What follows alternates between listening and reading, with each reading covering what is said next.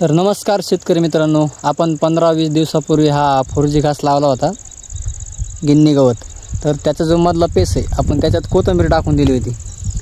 तर ते कोथिंबीरला आज भाव आहे. आपण जर मंडीला शेकड्यावरी जर विकली तर 600-650 शेकडा जाती. ती जर कोथिंबीर आपण हाताखाली विकली तर 10 रुपयाला जोडी, म्हणजे 1000 रुपये शेकडा जाती. तर आज ह्या म्हणजे हा पेस रिकामा राहत होता, त्यात आपण डोकं लावलं, त्यात कोथिंबीर टाकली आणि ह्या 4G घास 2-2 फुटाच्या अंतरावर लावलं. असं आहे, आपल्या व्यवसायात कष्ट करायला कधी लाजायचं नाही, काम करायला कधी लाजायचं नाही. आपला व्यवसाय आपला स्वतःचा असतो, छोटा असो किंवा मोठा असो, तो स्वतःचा असतो. त्याच्यामुळं कष्ट करायला कधी लाजायचं नाही आणि डोकं लावायचं थोडंफार.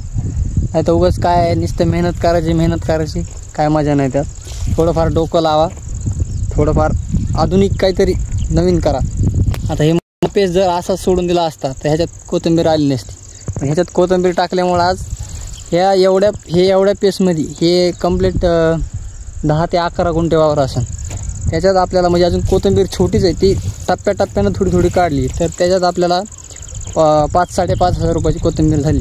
आणि अजून हा जे राहिलेले हे नाही म्हणलं तरी 15 ते 20 हजार रुपयाची कोथिंबीर आज होणार आहे. तुम्हाला सांगतो 10 रुपयात किती कोथिंबीर जाते आज तुम्हाला सांगतो. हे बघा मित्रांनो, 10 रुपयाला फक्त एवढी कोथिंबीर जाते आज. किती? 10 रुपयाला. त्यामुळं कसं आहे, डोकं लावायचं आणि आपल्या व्यवसायात काम करायला कधीच लागायचं नाही. हे तुम्हाला परत एकदा सांगतो मी. चला.